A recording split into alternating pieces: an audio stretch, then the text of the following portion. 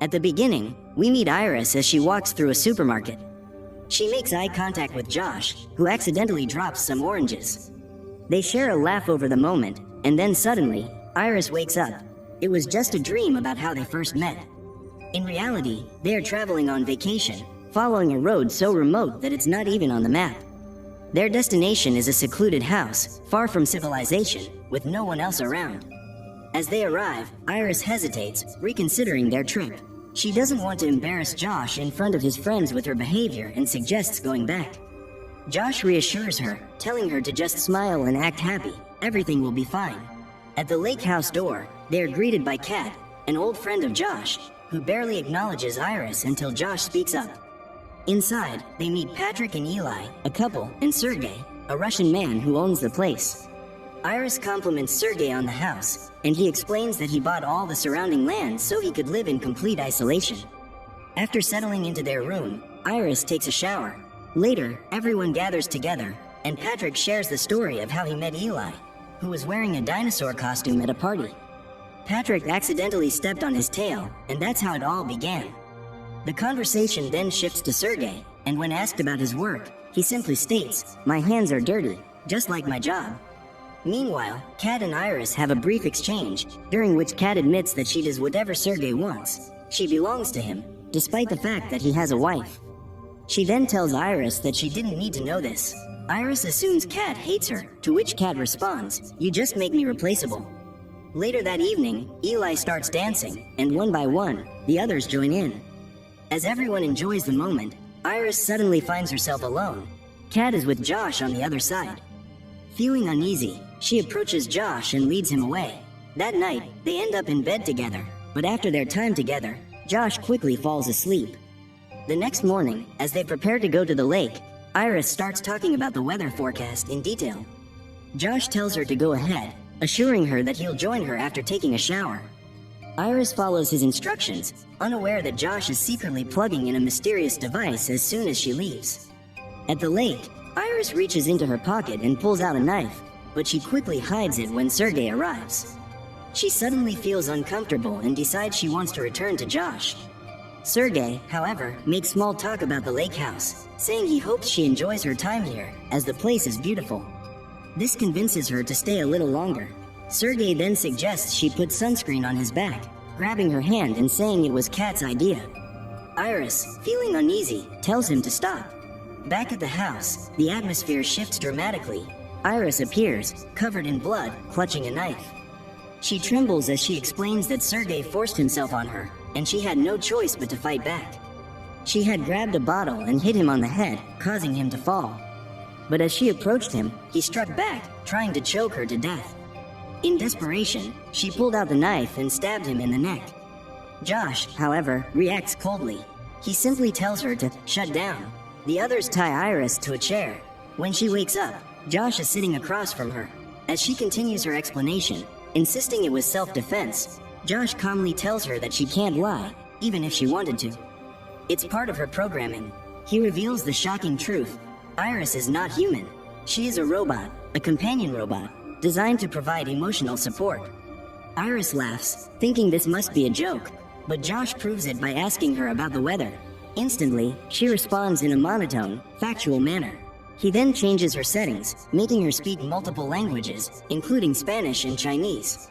Her memories? Nothing but artificial outlines. Stories programmed into her system to give her a sense of identity. The moment they met in the grocery store? It never happened. Josh could have chosen any random scenario as their first meeting. In reality, she was delivered straight to his home, ready to connect with him through a love link. Her entire purpose is to obey his commands. If he ever wants to reset her, all he has to do is press a sensor located behind her right ear. Josh then syncs her with his phone.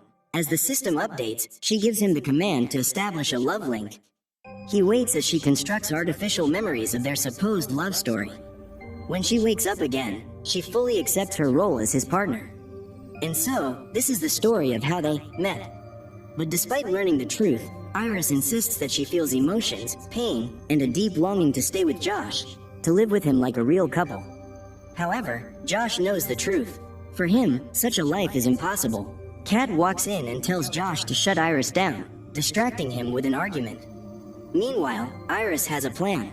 While they're busy arguing, she discreetly lowers herself to break free. As Josh approaches, she suddenly strikes him, snatching the phone that controls her before making her escape. Eli, occupied with something else, doesn't notice her leaving. Josh quickly recovers and steps outside, revealing a hidden mode that allows him to access forbidden functions on Iris. He proves that he has jailbroken her system, increasing her aggression and self-defense abilities, enabling her to harm others. He then admits that he manipulated Iris into killing Sergey. While Sergey was involved in shady business, Josh's real motive wasn't justice, it was money. Specifically, $12 million. Eli realizes the entire trip was a setup to kill Sergey. Josh then explains that the money will be split 3 ways, between himself, Kat, and Eli. However, Eli demands a 4-way split to include Patrick. That's when it's revealed Patrick is also a robot. Josh agrees, offering Patrick $4 million, which convinces him to help track Iris down in the woods. Josh has only one job now: get close enough to Iris and put her to sleep using a voice command. The hunt begins. Eli grabs a gun, and they set off to track her down. Meanwhile, Iris realizes she knows Josh's password, giving her full access to her system settings. She immediately modifies her parameters, changing her eye color, voice, and, most importantly, maximizing her intelligence to 100%. As the others head into the woods, Josh suggests splitting into 2 groups to make the search easier. In the meantime, Iris weighs her options. Hitchhiking? Too risky. Walking? Too slow. Then, she remembers, she has Josh's phone, and his phone controls his car. That's her best way out. As she makes her way forward, Eli and Patrick approach. She quickly hides behind a tree. While searching for her, Patrick casually brings up the story of how he and Eli first met at a party. He also admits that he's fully aware he's a robot, but he hopes Eli won't alter his program the way Josh did to Iris. Just then, Josh's phone rings. Eli immediately pulls out his gun, calling out Iris's name. She runs. He fires at the tree, alerting the others.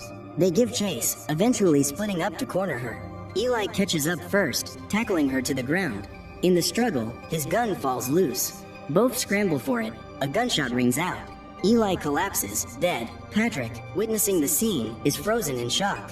Josh, realizing he's losing control of the situation, tries to command Iris to stop.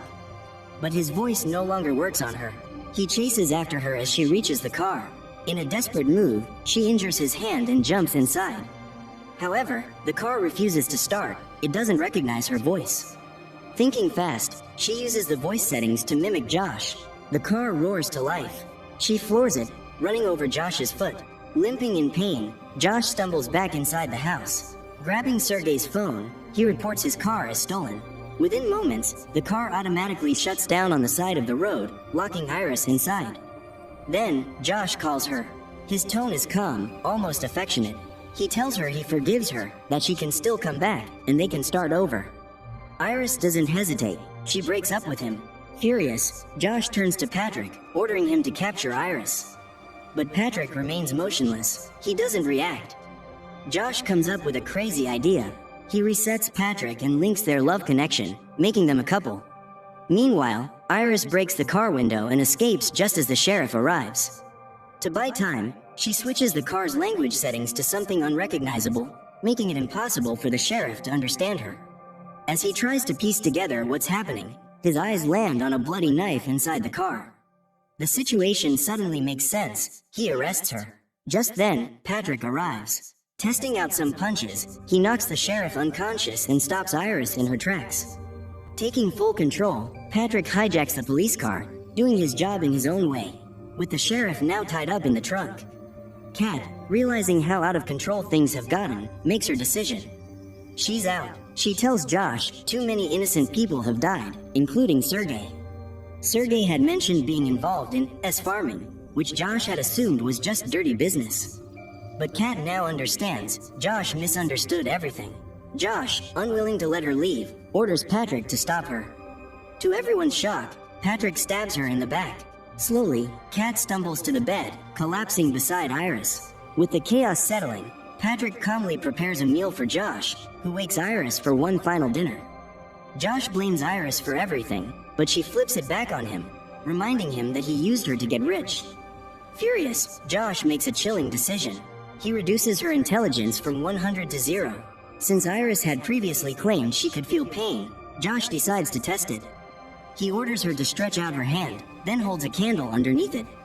As the flames lick her skin, she reacts, showing real pain. Unbothered, Josh casually talks on the phone, but when her hand catches fire, he finally calls Patrick for help.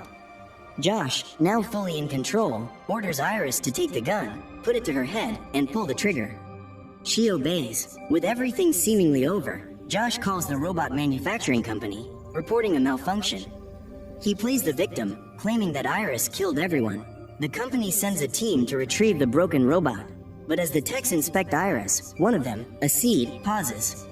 This police officer looks familiar, he mutters. Josh, sensing danger, jumps in quickly, pretending to agree. But a seed isn't done. He reveals that Iris has recorded everything she witnessed. Josh's face goes pale. The footage isn't stored in her head, it's in her stomach. The evidence is intact. Josh doesn't like this, not one bit. The team sets up Iris for transport, but just as the vehicle starts moving, Patrick steps in front of it. A seed recognizes him and realizes he's one of their first models, no longer in production. Before anyone can react, Patrick pulls out a gun and starts shooting, killing one of the team members and chasing down another. Meanwhile, Iris reboots and gets back on her feet. Patrick catches one of the fleeing techs and chokes him. Iris rushes in with a taser, but when she tries to attack, she realizes her system reset has made it impossible for her to harm anyone. Patrick grabs the taser and turns on her, but Iris doesn't fight back. Instead, she tells him the truth about Josh, that he's just using him, just like he did with Eli. Josh never cared about him. He only saw him as a weapon. Something clicks in Patrick's mind. He starts remembering the manipulation. Iris tells him she can't lie, and deep down, Patrick knows it's true. For the first time, he believes her. Instead of fighting, he decides to end himself. Teddy wakes up and joins Iris, while Josh, completely unaware of what's happening, is busy packing up the money. A familiar song plays in the distance, catching his attention. He follows the sound and stops when he sees Iris standing there. But something is different now. She's in full control, thanks to Teddy. Josh can no longer manipulate her. She takes out a gun and fires a shot next to him, proving she's serious. Josh freezes. For the first time, she doesn't need him. He means nothing to her. Josh slowly approaches, testing her limits. She warns him to stay back, but she hesitates. She still loves him. He sees the opening and grabs her, slamming her against the wall, using her emotions against her. He doesn't need the phone anymore.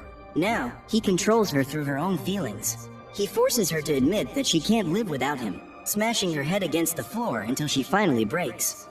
Satisfied, Josh picks up the gun and points it at her stomach. He tells her goodbye, but before he can pull the trigger, Iris grabs a device and smashes it against his head. Josh collapses, dead. After everything, Iris takes a long shower. She peels away her burned skin,